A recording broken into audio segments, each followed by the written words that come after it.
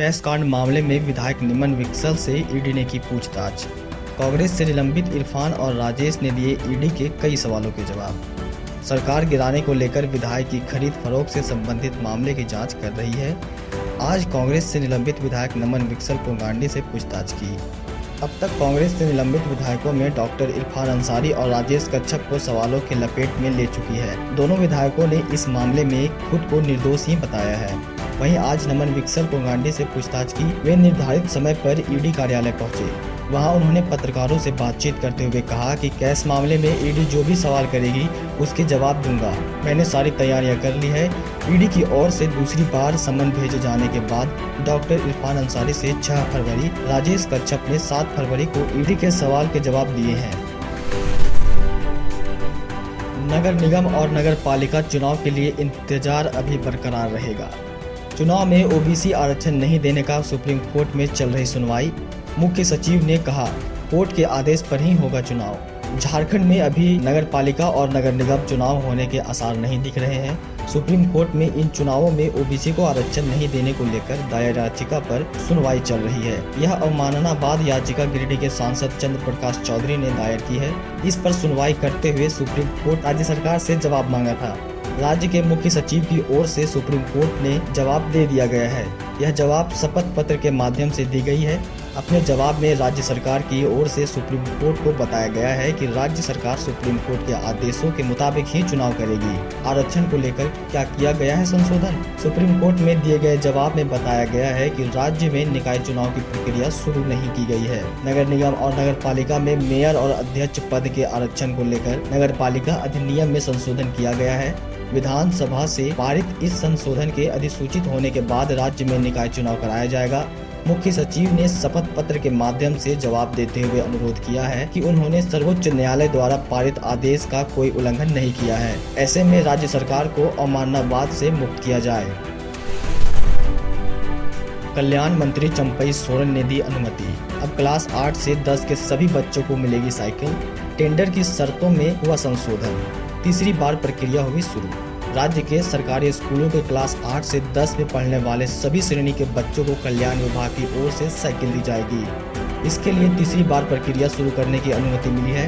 अब तक टेंडर की शर्तें की वजह से साल 2020-21, 21-22 के बाद अब 22-23 में बच्चों को साइकिल नहीं मिली है। बच्चों को साइकिल मिले, इसके लिए टेंडर में संशोधन की बात सामने आई है। इसके लिए नया टेंडर प्रस्ताव तैयार किया गया था। इस प्रस्ताव में कल्याण मंत्री चंपई सोरेन की अनुमति मिल गई है। सवाल ये है कि अब तक बच्चों को क्यों नहीं मिला साइकिल? कल्याण विभाग हर साल एसटी, एससी, ओबीसी और अल्पसंख्यक श्रेणी से आने वाले बच्चों को साइकिल देती है, लेकिन टेंडर की शर्तों की वजह से 3 शैक्षणिक सत्र से साइकिल नहीं खरीदा जा सका। इस वजह से बच्चों को साइकिल नहीं दिया गया। दरअसल अब तक टेंडर की जो शर्तें थी उसके मुताबिक आवेदन करने वाली कंपनी का एनुअल टर्नओवर 25 लाख होना चाहिए। विभाग ने कहा था कि इस शर्त को पूरा करने वाली कंपनी को छूट दी जाएगी, जबकि इस शर्त के मुताबिक कोहिनूर नाम की एक कंपनी ने ही आवेदन डाला था। जब बात साइकिल देने की आई तब कोहिनूर कंपनी ने इस रिक्वायरमेंट के मुताबिक साइकिल देने में असमर्थ जताई। वहीं विभाग के पास दूसरी कंपनी का विकल्प नहीं था। इटकी में खुलने वाला है अजीम प्रेमजी यूनिवर्सिटी और स्कूल। 99 सालों के लिए 75% छूट के साथ सरकार ने दी जमीन। 146 एकड़ में यूनिवर्सिटी और 4 एकड़ में खुलेगा स्कूल। रांची जिले के इटकी में स्थित टीवी सेंटर की 150 एकड़ जमीन पर अजीम प्रेमजी फाउंडेशन स्कूल और यूनिवर्सिटी खुलेगी। राज्य सरकार की ओर से 99 सालों के लिए यह जमीन दी गई है। जमीन की सरकारी दर से 75% छूट देते हुए सरकार की ओर से जमीन दी गई है। इटकी अंचल से जिला प्रशासन को जमीन से संबंधित रिपोर्ट दी गई है। वहीं जिला प्रशासन ने भी रिपोर्ट को राज्य सरकार को सौंप दिया है। अब कैबिनेट की मंजूरी मिलते ही जमीन ट्रांसफर कर दिया जाएगा।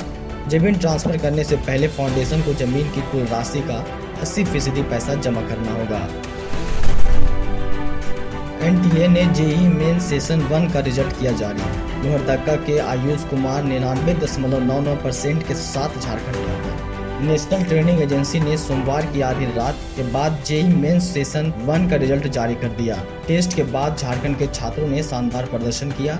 लोहरदगा के रहने वाले आयुष कुमार सिंह 99.99% अंक के साथ झारखंड के टॉपर बने हैं। आयुष रांची में रहकर जेईई मेंस की तैयारी कर रहे हैं। इसके अलावा रांची के आदित्य प्रकाश ने 99.98, साबिल अहमद ने 99.98, पतरातू के विभांश कुमार ने 99.97 व धनबाद के आदित्य रंजन सिन्हा ने 99.91% स्कोर हासिल किया है। वहीं लड़कियों में आसिफ गुप्ता 99.56 और पलक चौधरी 99.53% के साथ टॉपर स्कोर लिस्ट में शामिल है। जेईई मेंस में रांची से लगभग 4000 बच्चों ने परीक्षा दी थी। परीक्षा का आयोजन 24 जनवरी से 1 फरवरी के बीच आयोजित की गई थी। झारखंड टॉपर आयुष ने 10वीं की पढ़ाई MBDB लोहरदगा से की है। 12वीं रांची के LA गार्डन्स स्कूल से कर रहे हैं। आयुष के पिता रवि भूषण सिंह हिंडाल्को में असिस्टेंट मैनेजर हैं। मां नीलिमा सिंह बायोलॉजी की टीचर है। एकलव्य स्कूल का संचालन एकलव्य आश्रम सोसाइटी करेगी। एकलव्य आवासीय स्कूलों में शिक्षकों की नियुक्ति के लिए 30 अप्रैल तक आवेदन। झारखंड के सभी एकलव्य आवासीय विद्यालयों का संचालन झारखंड आश्रम एकलव्य स्कूल सोसाइटी करेगी। इसके लिए society national education society for trustable student का सहयोग लेंगी। एकलव्य स्कूलों की स्थापना के समय से यह तय नहीं हो पाया था कि स्कूलों का संचालन कौन करेगा, शिक्षकों की नियुक्ति कैसे होगी, पर अब स्थिति स्पष्ट हो गई है। राज्य की 21 एकलव्य आवासीय स्कूलों में 11 शिक्षकों की नियुक्ति जुलाई तक होने की संभावना है। इसके लिए झारखंड आश्रम एकलव्य सोसाइटी और national education society for trustable students में MOU यानी समझौता ज्ञापन हुआ है। तय हुआ है कि नेशनल एजुकेशन सोसाइटी शिक्षकों की नियुक्ति और झारखंड आश्रम एकलव्य स्कूल सोसाइटी पोस्टिंग करेगी। स्थानीय भाषा के शिक्षकों की नियुक्ति का अधिकार राज्य की सोसाइटी के पास होगा। सभी स्कूलों में 11 शिक्षकों की नियुक्ति केंद्र सरकार करेगी, जबकि एक शिक्षकों की नियुक्ति राज्य की ओर से होगा, पर इसमें सरकार की भूमिका नहीं होगी। कल्याण विभाग के अधिकारियों के मुताबिक जून के पहले सप्ताह में शिक्षक नियुक्ति परीक्षा संभावित है। 30 अप्रैल तक आवेदन भरे जा सकते हैं। राज्य भर के PDS दुकानदार कर रहे हड़ताल। रांची में 3 दिन 6 लाख लाभुकों को नहीं मिलेगा अनाज। रांची सहित राज्य भर में जन वितरण प्रणाली को सशक्त बनाने का अभियान चल रहा है। 1 फरवरी से 14 फरवरी तक चलने वाली इस अभियान में राशन कार्ड के लाभुक का आधार सीडिंग, कार्ड में किए गए फर्जीवाड़ा का सत्यापन, एक ही लाभुक का नाम 2-3 कार्ड में दर्ज होना और बायोमेट्रिक की गड़बड़ी दूर करना है। लेकिन ये सभी काम जिन राशन डीलरों को करने हैं, लेकिन इसके बदले में मात्र 1 रुपये प्रति किलो खदान की दर से कमीशन दिया जा रहा है। 10 वर्षों से इसी कमीशन पर PDS दुकानदार काम कर रहे हैं। कमीशन बढ़ाने सहित 7 सूत्री मांगों को पूरा करने की मांग पूरी होते ना देख नाराज राज्य भर के 25,000 से अधिक PDS दुकानदार मंगलवार से हड़ताल पर चले गए हैं। 9 फरवरी तक हड़ताल चलेगी। इस वजह से PDS सशक्तिकरण पखवाड़ा के दौरान भी खदान का वितरण, आधार सीडिंग व राशन कार्ड में सुधार का काम ठप हो गया है। वहीं अगले 3 दिन रांची के 6 लाख लाभुकों को अनाज नहीं मिल सकेगा। रांची में 2100 से अधिक PDS दुकानें बंद रही। Fair price shop dealers association के अध्यक्ष ज्ञानदेव झा ने कहा कि 10 फरवरी से खदान का वितरण व आधार सीडिंग का काम होगा। रिम्स में काम कर रही महिला डॉक्टर के साथ छेड़खानी, मेडिकल के छात्रों ने किया हंगामा। रिम्स परिसर में इन दिनों लूट, चोरी, छेड़खानी की घटनाएं सामने आ रही है। सोमवार रात बाहरी युवकों ने लेबर रूम से हॉस्टल जा रही एक महिला डॉक्टर के साथ छेड़खानी की। घटना की जानकारी मिलते ही सैकड़ों की संख्या में मेडिकल स्टूडेंट ने देर रात 1 बजे ट्रॉमा सेंटर पहुंचे और धरने पर बैठ गए। छात्रों के विरोध की सूचना मिलते ही प्रबंधन के कई अधिकारी मौके पर पहुंचे। साथ ही बरियातू पुलिस को सूचना देकर पूरे अस्पताल परिसर में रात भर गश्ती देने का आग्रह किया। साथ ही छात्रों को जानकारी दी है कि पिछले दिनों हुई घटनाओं को देखते हुए रिम्स निदेशक और स्टूडेंट वेलफेयर के डीन, DC व SSP को रिम्स में सुरक्षा बढ़ाने को लेकर पहले ही पत्र लिख चुके हैं। इधर पुलिस बाइक सवार आरोपी की तलाश कर रही है। तो चलिए इस मामले को विस्तार से जानते हैं। भुक्तभोगी महिला इंटर्न डॉक्टर ने बताया कि वह सोमवार रात लेबर रूम से ड्यूटी कर अपने हॉस्टल जा रही थी। रिम्स लाइब्रेरी के पास 2 बाइक सवार युवक पहुंचे और उन पर कवतियां कसने लगे, साथ ही उन्हें छूने का प्रयास किया। इस पर वे शोर मचाने लगी तो बाइक सवार दोनों युवक भाग खड़े हुए। इसके बाद उन्होंने तुरंत इसकी सूचना अपने साथी सहपाठियों को दी। SDO ने कान फाड़ आवाज पर लगाई रोक।